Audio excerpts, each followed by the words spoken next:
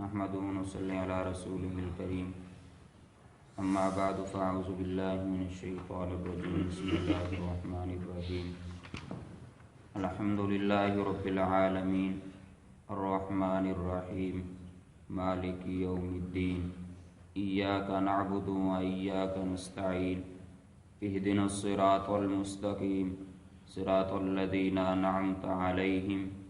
غير المغضوب عليهم ولا الضالين آمين صدق اللہ العظیم۔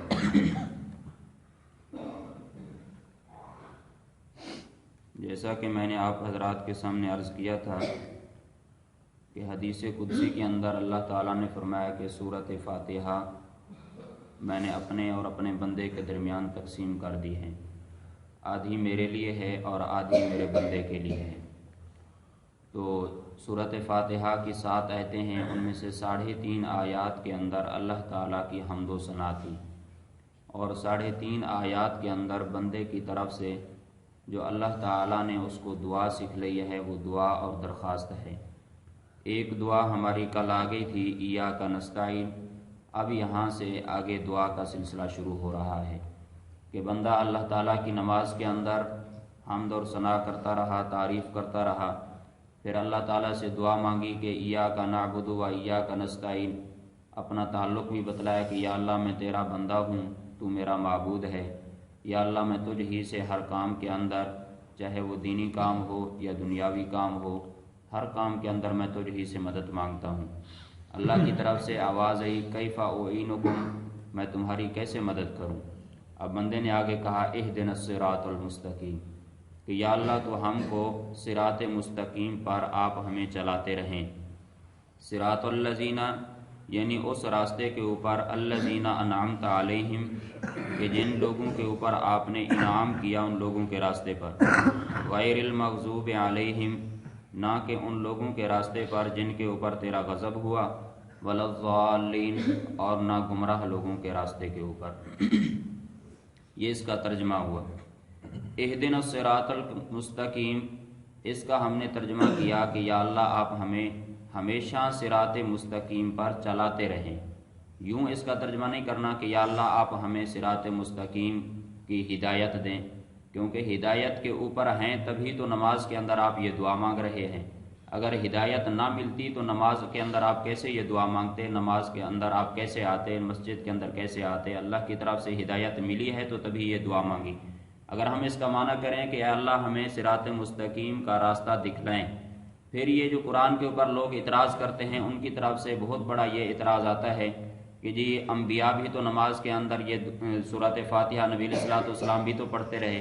صحابہ بھی تو پڑھتے رہے، ائمہ بھی تو پڑھتے رہے، اولیاء بھی تو پڑھتے رہے، آج بھی مسلمان پڑھ رہے ہیں، کیا اس کا مطلب یہ ہے کہ ان کو آخر تک ہدایت نہیں ملی کہ اب بھی اللہ تعالیٰ سے ہدایت مانگتے رہے؟ تو مفسرین نے اس کا ترجمہ یہی لکھا ہے کہ آپ اس کا ترجمہ یوں کریں کہ یا اللہ ہمیشہ آپ ہمیں صراط مستقیم پر چلاتے رہیں، یعنی اس کے اندر صراط مستقیم پر چلنے کی استقامت کی دعا مانگی گئی ہے، جیسا کہ نبی علیہ الصلوۃ والسلام کی دعا بھی ہے یا مقلب القلوب ثبت قلبی علی دینک، یعنی اللہ کے نبی نے فرمایا کہ دلوں کو پلٹنے والے میرے دل کو دین پر ثابت قدم رکھ۔ اس کے اندر بھی ثابت قدمی کی اور استقامت کی دعا مانگی گئی ہے، کیونکہ اصل تو بات یہی ہے، جیسا کہ حدیث پاک کے اندر آتا ہے کہ ایک آدمی ایسا ہوتا ہے کہ ساری زندگی وہ نیک اعمال کرتا ہے، نیک کام کرتے کرتے کرتے آخر وقت کے اندر اس سے کوئی ایسا گناہ ہوتا ہے کہ اس کو پھر موت آ جاتی ہے اور وہ سیدھا جہنم کے اندر چلا جاتا ہے۔ دوسرا آدمی ایک ایسا ہوتا ہے کہ ساری زندگی وہ گناہ کرتا رہتا ہے، آخر کے اندر اس سے کوئی ایسا نیک عمل ہوتا ہے، اللہ تعالیٰ اس سے راضی ہوتے ہیں، اس کو موت آتی ہے اور وہ سیدھا جنت کے اندر چلا جاتا ہے۔ تو اس وجہ سے اس کے اندر استقامت کی دعا مانگی گئی ہے کہ یا اللہ ہمیشہ آپ ہمیں صراط مستقیم کے اوپر چلاتے رہیں۔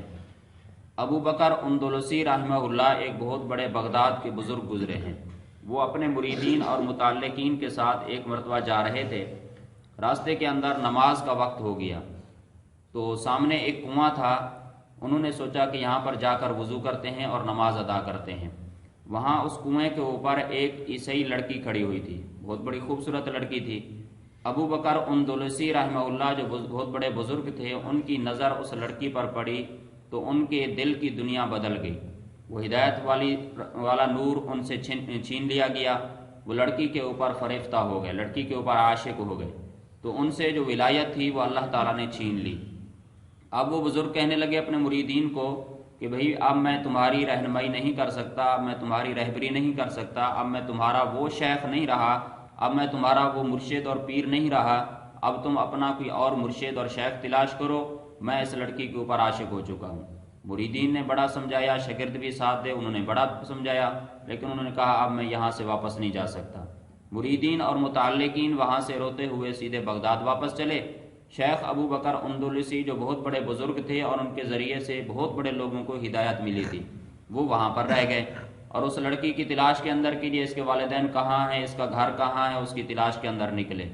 جب وہاں پر ان کے والدین سے ملے تو ان سے پوچھا کہ میں اس لڑکی کو کیسے حاصل کر سکتا ہوں۔ انہوں نے سب سے پہلی شرط یہ لگئی کہ آپ اپنے مذہب کو تبدیل کریں، یعنی آپ کا مذہب اسلام ہے، آپ عیسائی بنیں گے تب ہم آپ کو لڑکی دیں گے۔ اس نے کہا قبول ہے، میں عیسائی بننے کے لیے تیار۔ اب دیکھیں کتنا بہت بڑا بزرگ ہے، اب اللہ تعالیٰ ہدایت جب چھینتے ہیں تو یوں گمراہ ہو جاتا ہے انسان۔ تو اس نے کہا ٹھیک ہے، میں عیسائی بننے کے لیے تیار۔ انہوں نے کہا دوسری شرط یہ ہے کہ ہمارے خنزیر آپ کو چرانے پڑیں گے۔ اس نے کہا یہ بھی مجھے قبول ہے۔ اب شیخ ابو بکر اندلسی خنزیروں کو جنگل کے اندر چرا رہے ہیں، ہاتھ کے اندر عصا ہے۔ اب دیکھیں یا تو وہ وقت تھا کہ یہی عصا ان کے ہاتھ کے اندر ہوتا تھا اور مسجد کے اندر خطبہ دے رہے ہوتے تھے، اب پھر یا وہ وقت ہے کہ عیسائی بن کر عیسائیوں کے خنزیر اسی عصا کے ساتھ جنگل کے اندر چرا رہے ہیں۔ کافی عرصہ وہاں پر رہے۔ علامہ شبلی نعمانی رحمہ اللہ ان کے بہت بڑے ان کے شاگرد تھے اور بہت بڑے عالم دین ہیں۔ انہوں نے سوچا کہ میں جا کر اپنے استاذ کو تو پتہ تو کروں کہ اس حالت کے اندر ہیں۔ وہ وہاں پر بغداد کے اندر پہنچے اور اپنے استاذ کا معلومات کی تو انہوں نے بتایا کہ جی وہ جنگل کے اندر ہوں گے۔ جب وہاں پر گئے تو دیکھا کہ شیخ ابو بکر اندلسی جو ہیں یہ خنزیر چرا رہے ہیں۔ انہوں نے جا کر اپنے استاد سے پوچھا کہ استاد جی آپ حافظ قرآن تھے، قرآن کے آپ حافظ تھے، کوئی قرآن پاک بھی آپ کو یاد ہے یا بھول چکے ہیں؟ تو انہوں نے کہا کہ مجھے سارا قرآن پاک بھول چکا ہے، صرف ایک آیت قرآن پاک کی یاد ہے اور وہ ہے فَمَن يُهِنِ اللَّهُ فَمَا لَهُ مِن مُكْرِمٍ إِنَّ اللَّهَ يَفْعَلُ مَا يَشَاءُ۔ یہ اس کے حال کے مطابق تھی۔ اس کا ترجمہ یہ ہے کہ اللہ تعالیٰ جس کو ذلیل کرنا چاہیں اس کو کوئی عزت نہیں دے سکتا۔ اس نے کہا صرف مجھے یہی آیت یاد ہے، پورا قرآن پاک میں بھول چکا ہوں۔ اب شاگرد نے کہا کہ استاد جی آپ کو 1,00,000 حدیثیں یاد تھی، آپ کو وہ حدیثیں بھی یاد ہیں یا بھول چکے؟ انہوں نے کہا ساری حدیثیں بھول چکا ہوں، صرف ایک حدیث یاد ہے، وہ ہے من ارتد فاقتلوہ، کہ جو مرتد ہو جائے دین اسلام کو چھوڑ دے اس کو قتل کر دو۔ شیخ علامہ شبلی نعمانی رحمۃ اللہ علیہ وہاں پر سجدے کے اندر گر گئے، اللہ کے سامنے آہوزاری شروع کر دی کہ یا اللہ جس انسان کے ذریعے سے ہمیں ہدایت ملی اب وہ گمراہ ہو چکا ہے، یا اللہ تو اس کو ہدایت دوبارہ واپس لوٹا دے۔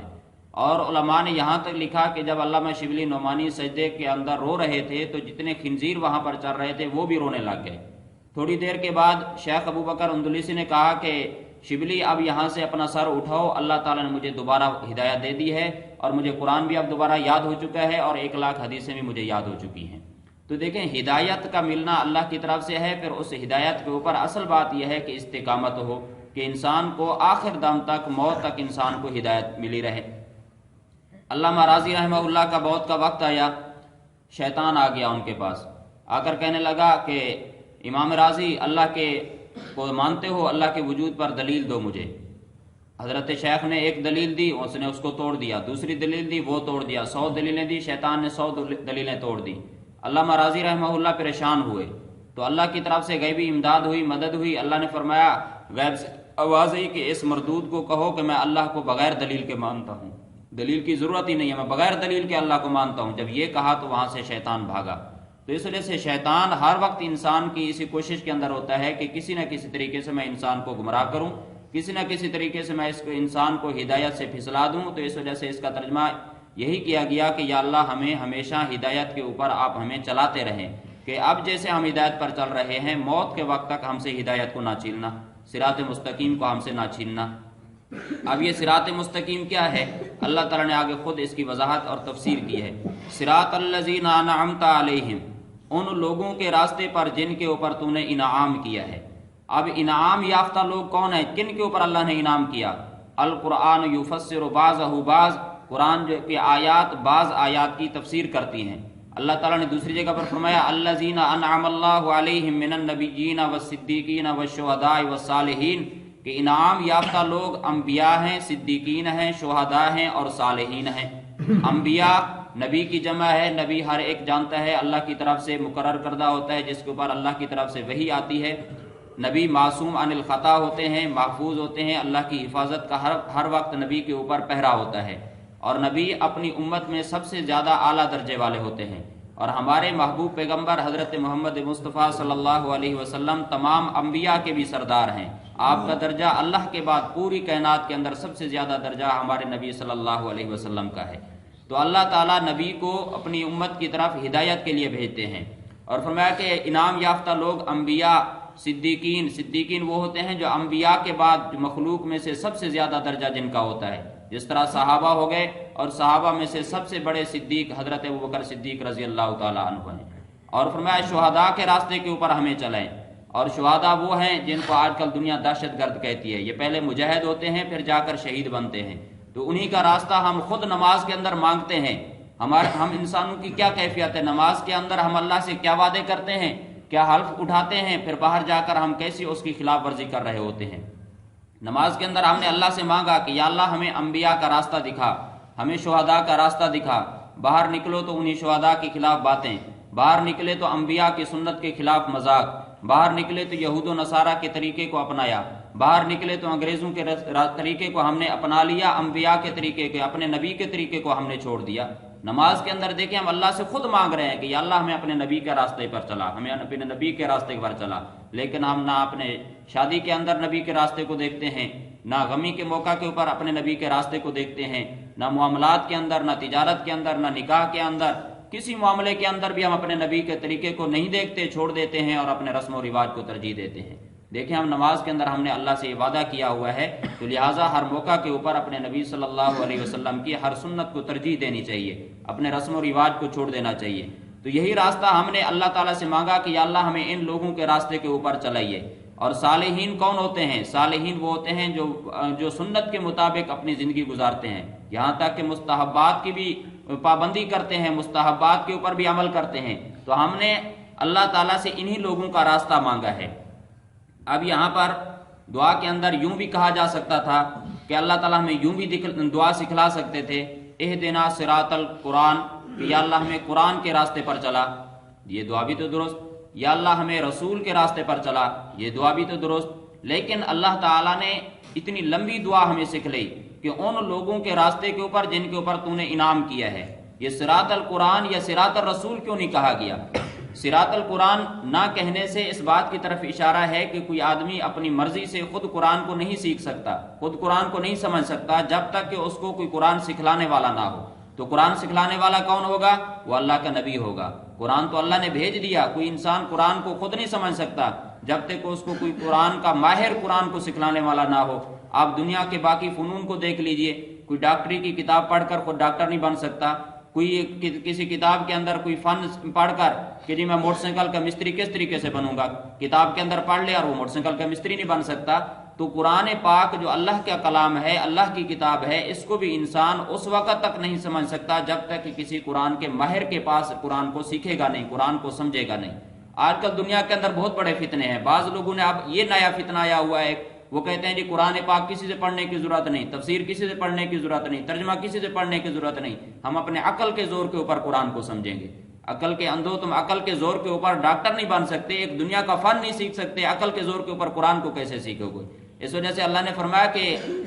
صراط القرآن نہیں کہا کہ صرف قرآن کو خود سمجھو، بلکہ اللہ نے فرمایا کہ قرآن کو قرآن کے ماہرین سے سمجھو، جو قرآن کے ماہر ہیں، اور ماہر بھی وہ جو باعمل ہوں۔ ایسے نہیں ہر کسی سے قرآن کو نہیں سیکھنا، قرآن کو نہیں سمجھنا۔ تو اللہ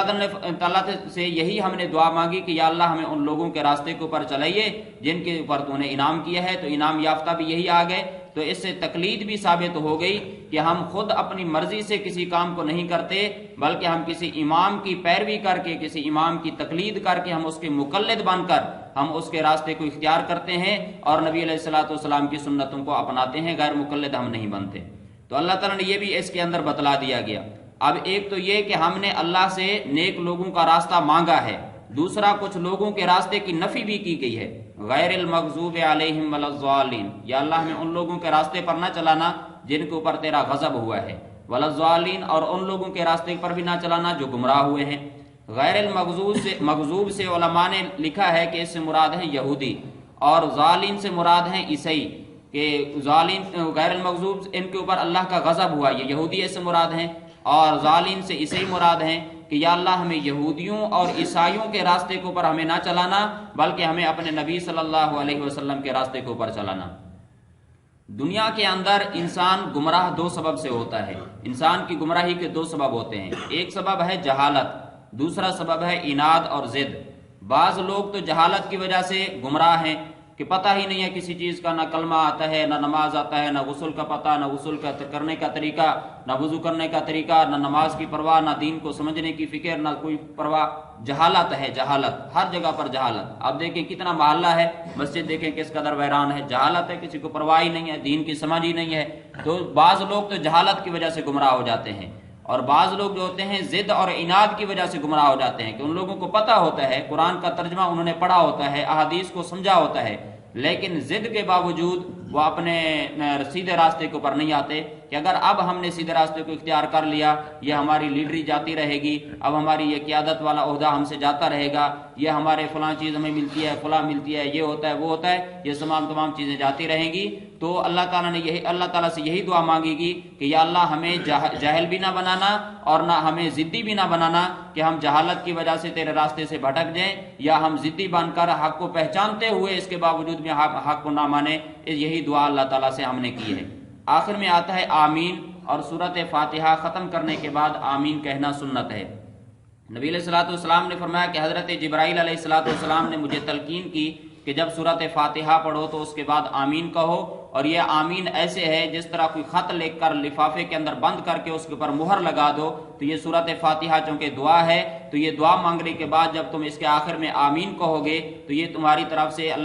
یہ مہر اس کے اوپر لگ جائے گی، اب اللہ کے ہاں یہ دعا قبول ہو جائے گی۔ تو اس وجہ سے جب بھی انسان دعا مانگے تو دعا کے اوپر آمین انسان کو کہنا چاہیے۔ نبی علیہ الصلوۃ والسلام نے فرمایا کہ اللہ تعالیٰ نے 3 چیزیں میری امت کو خصوصیت کے ساتھ عطا کی ہیں جو پہلی امتوں کو نہیں ملی۔ ایک چیز جو اللہ نے میری امت کو خصوصیت کے ساتھ عطا کی ہے وہ ہے السلام علیکم کے الفاظ، کہ سلام تو پہلی امتوں کے اندر بھی تھا لیکن ان الفاظ کے ساتھ نہیں تھا۔ یہ سلام جو ہے یہ اہل جنت کا سلام ہے، جنتی لوگوں کا یہ سلام ہے۔ تو اللہ تعالیٰ نے نبی علیہ الصلوۃ والسلام کی امت کو انہی الفاظ کے ساتھ سلام عطا کیا۔ اور دوسرا فرمایا کہ اللہ نے میری امت کو دوسری جو خصوصیت عطا کی وہ ہے صفوف الملائکہ، فرشتوں کی صفیں، یعنی جس طریقے سے ہم نماز کے اندر صف بنا کر اللہ کی عبادت کرتے ہیں، فرشتے بھی اسی طرح صف بنا کر اللہ کی عبادت کرتے ہیں۔ تو یہ بھی نبی علیہ الصلوۃ والسلام کی امت کی خصوصیت ہے، پہلی امتوں کو یہ بھی نہیں ملا۔ اور تیسری بات نبی علیہ الصلوۃ والسلام نے فرمایا کہ آمین، یہ بھی اللہ تعالیٰ نے میری امت کو خصوصیت کے ساتھ میری امت کو اللہ تعالیٰ نے یہ بھی عطا فرمایا ہے۔ اور روایات کے اندر یہ بھی آتا ہے کہ آمین جب نازل ہوا تو اس کے اوپر یہودی جو ہیں آمین سے بہت ہی غصے ہوتے ہیں، بہت ہی چڑھتے ہیں آمین کے لفظ سے، کیونکہ جب مسلمان ایک موحد مسلمان نبی علیہ الصلوۃ والسلام کا امتی نماز کے اندر سورۃ فاتحہ کو پڑھ رہا ہے، اللہ کی حمد و ثنا کی، اللہ کے ساتھ اپنا تعلق بتلایا، پھر اللہ تعالیٰ سے دعا کی، پھر یہودیوں کے خلاف اس نے بد دعا کی، غیر المغضوب کے اندر یہودیوں کے خلاف بد دعا، وَلَضَّالِّينَ کے اندر عیسائیوں کے خلاف بد دعا کہ یا اللہ مجھے عیسائی بھی نہ بنانا، یا اللہ مجھے یہودی بھی نہ بنانا۔ اس وجہ سے جب یہودی یہ سنتے ہیں تو ان کو وہ اس سے چڑھتے ہیں، اور ساتھ جب اس کے اوپر آمین کی مہر بھی لگ جاتی ہے تو ان کو مزید اس کے اوپر غصہ آ جاتا ہے۔ تو اس وجہ سے ہم جب بھی سورۃ فاتحہ کو پڑھیں تو اس کے اوپر آمین بھی آخر کے اندر پڑھنی چاہیے۔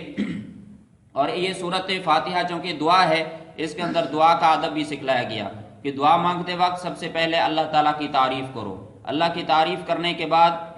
پھر اللہ تعالیٰ کے ساتھ اپنا تعلق جتلاؤ، پھر اپنی حاجت کے لیے دعا مانگو، پھر اس کے ساتھ احادیث کو ملا لیں۔ تو احادیث سے یہ معلوم ہوتا ہے کہ دعا کے شروع کے اندر نبی کریم صلی اللہ علیہ وسلم کے اوپر درود شریف پڑھو، پہلے اللہ تعالیٰ کی حمد و ثنا، پھر نبی علیہ الصلوۃ والسلام کے اوپر درود شریف، پھر اللہ تعالیٰ کے ساتھ اپنا تعلق بتلاؤ، پھر اللہ تعالیٰ سے اپنی حاجت کے لیے دعا مانگو، آخری کے اندر بھی درود شریف پڑھ لو تو اللہ تعالیٰ اسی دعا کو قبول فرما لیتے ہیں۔ یہ وہ سورۃ فاتحہ ہے جو ہم ہر روز نماز کے اندر 5 وقت کی نماز کے اندر ہر رکعت کے اندر ہم سورۃ فاتحہ کو پڑھتے ہیں، اور پورے قرآن کا خلاصہ ہے۔ اللہ تعالیٰ کے فضل و کرم سے اس کا ترجمہ اور مختصر سی تشریح آپ کے سامنے مکمل ہو چکی ہے۔ اللہ تعالیٰ ہم سب کو عمل کرنے کی توفیق نصیب فرمائے۔